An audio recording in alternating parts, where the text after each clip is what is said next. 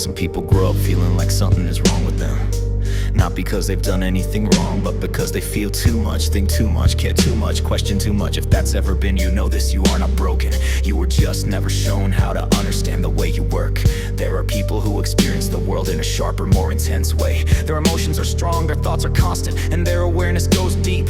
These are people who can walk into a room and immediately pick up on the energy, who feel overwhelmed by things others barely notice, who struggle to shut their mind off. Maybe that's you. If it is, it's not because you're weak, it's because your system is powerful, and that power needs training, not suppression. Here's the truth: most of the systems we grow up in, schools, jobs, social rules, aren't built for people like you. They're built for predictability and routine. They're designed to keep things running smoothly, so when someone shows up who feels more, sees more, questions more, the system doesn't adapt to support them. It pushes back and tells them to calm down, fit in, stop overreacting. This world teaches people to be easy to manage. It teaches them to stay quiet, follow instructions, and not make waves. And if you don't fit that mold, you get labeled, misdiagnosed, misunderstood. What really happened is this: you were born with a different way of functioning, the way your brain processes information, the way your emotions move through your body, the way you make sense of the world. It's not the same as everyone else, and no one gave you a guide for how to work with that, so you had to figure it out by feel. And when that didn't work, they told you that you were the problem. You weren't. You're a high-capacity person trying to survive in a low-capacity system. You weren't taught how to manage your intensity. You were told to numb it, and when that didn't work, they called it dysfunction. The truth is, your mind isn't dysfunctional, it's untrained. Your emotions aren't a burden, they're a compass. Your sensitivity isn't weakness, it's information. You just need a way to turn it into something useful. You don't freeze being lazy, you freeze because you're overwhelmed. You don't get bored easily because you're unfocused. You get bored because shallow things can't hold your attention. You don't overthink for no reason, you think deeply because your brain is built for depth. This isn't about making excuses, it's about finally understanding your own design. You don't need to be fixed, you need to be supported. You need tools, space, and direction. You need people who speak your language. You need to stop trying to shrink yourself to fit into a system that was never designed with you in mind. For some of us, life didn't fall apart all at once. It unraveled slowly, quietly, sometimes in full view of others who could have helped and didn't.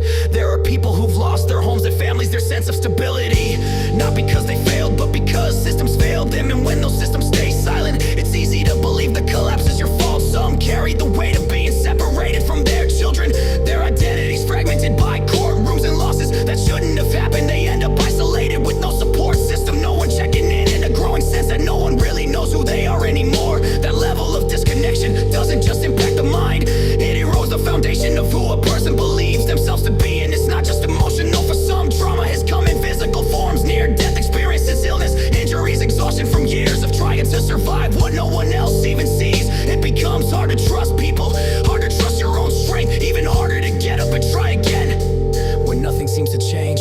And yet there are moments that still make us feel alive, moments in nature and creation, in the middle of building something with our hands or minds. That's often where people like us feel most connected, not in performance or roles, but in moments of presence, a spark of being fully immersed. When something finally makes sense, or when it feels like life is speaking directly to you, that's where we come back to ourselves. The desire to build isn't always about material things. Sometimes it's about building identity, confidence, purpose. Sometimes it's about rebuilding something that was taken from many. The hardest part isn't knowing what to build, it's regaining access to that part of themselves that wants to build again. The drive that used to come naturally now feels buried under grief, anxiety, or mental overload. That's not laziness. That's what happens when high-capacity people are constantly running without support. They freeze not because they don't care.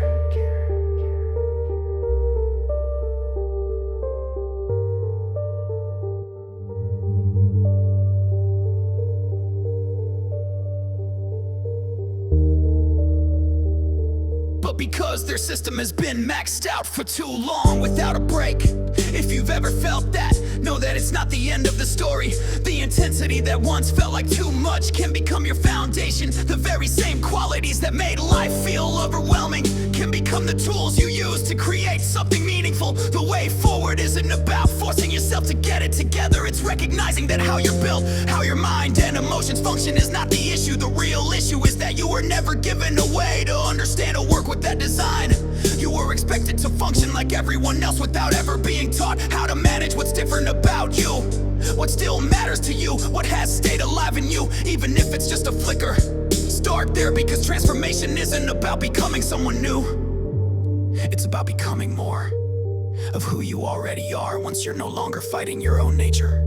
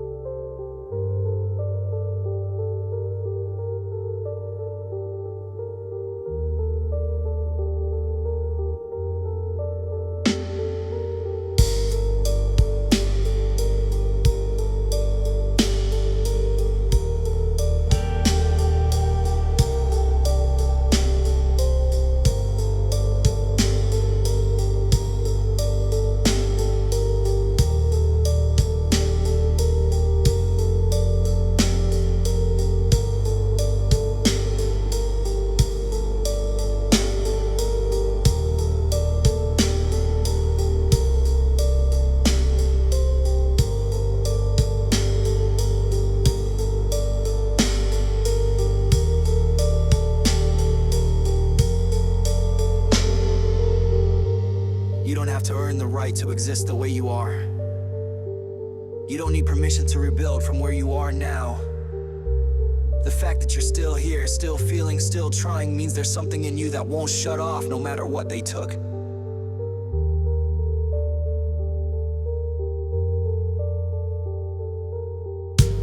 Not everything needs to make sense right away. Not everything broken stays that way. The kind of healing that actually works starts when you stop trying to act like everyone else and start learning how you work. You're not behind, you're not broken, you're not too late. You've just never been given a real way to move through this world as yourself. And once you do, everything starts to feel different. Not easier, but real and finally yours. You didn't fail, you adapted to survive. You adjusted in ways no one ever saw, just to keep going. And maybe you lost parts of yourself doing it, but not all of you. The world never made room for the way your mind works, for the depth you carry, for how much you notice, for how hard you feel. You were never too much. You were never wrong. You were never the problem.